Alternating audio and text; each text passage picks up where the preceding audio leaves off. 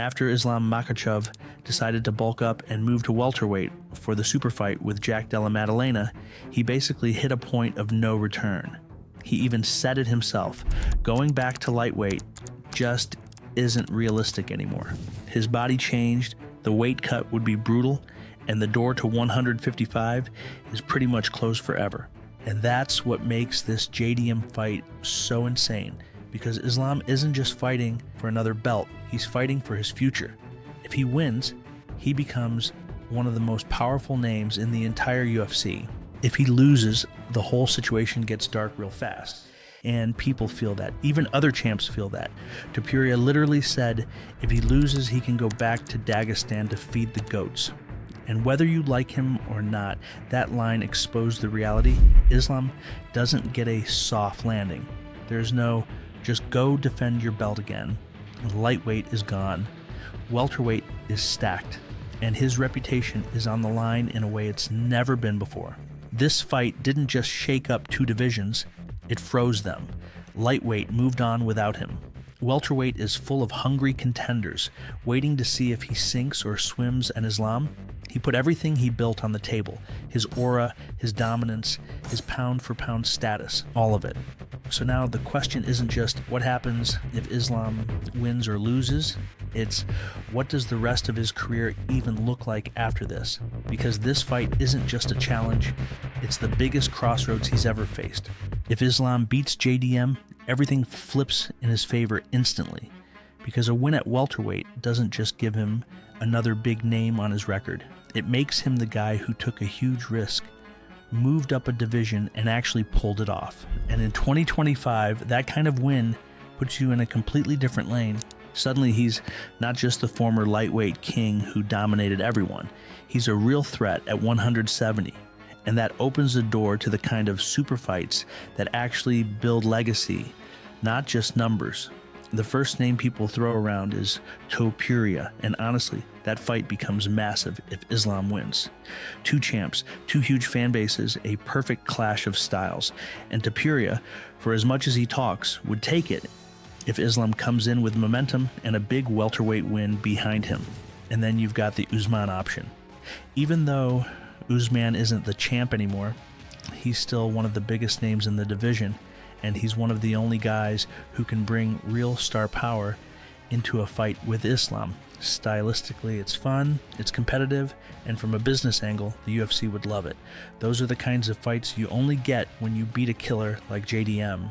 A win also lets Islam silence every question about whether he belongs at welterweight. The size, the power, the speed, everything he built during this bulk pays off.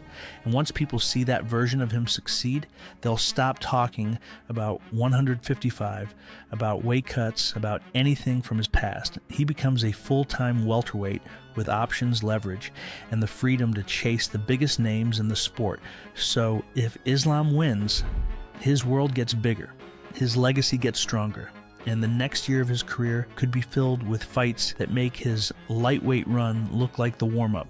If Islam loses to JDM, the whole picture flips, and not in a small way, because unlike most champs who move up and can just drop back to their real division, Islam doesn't have that safety net. He already said he can't return to lightweight after the bulk he did for welterweight. That means a loss doesn't send him back home. It traps him in a division where the road is way tougher. And the first thing that disappears is the Topuria super fight. Topuria already said if he loses, he can go back to Dagestan to feed the goats. And as brutal as that sounds, he meant something very real. The fight loses all its shine. Topuria only wants Islam if he comes in with power, momentum, and star energy. A loss kills that. It kills the story, and it kills the value.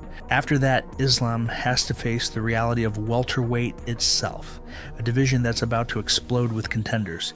You've got Morales versus Brady, Prates versus Edwards at UFC 322, and Ian versus Bilal in Qatar. The winners of those fights become the next wave of top contenders, and all of them are young, hungry, bigger, and naturally built for 170. Islam wouldn't be entering that mix as a champ. He'd be entering it as the guy who moved up, took a shot, and got stopped. And that's where things get rough. Islam built his whole aura on control, dominance, and never looking vulnerable. A loss takes that away instantly.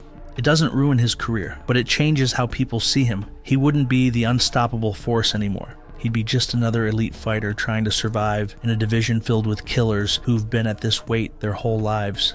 And because he can't go back to lightweight, he'd have to rebuild at welterweight, which means taking on contenders who have zero respect for what he did at 155. No super fights, no cross-division hype, no shortcuts, just a long road full of tough matchups. A win makes Islam's world huge. A loss makes it unbelievably small. So now it's on you. What do you think Islam should do next? If he beats JDM, who's the move? Topuria, Usman, or someone else? And if he loses, what's the smartest path for him at welterweight? Drop your take in the comments. I want to see where everyone stands on this. And if you enjoyed the breakdown, make sure to subscribe, hit the like button, and turn on notifications so you don't miss the next one. More deep dives, more fight talk coming soon.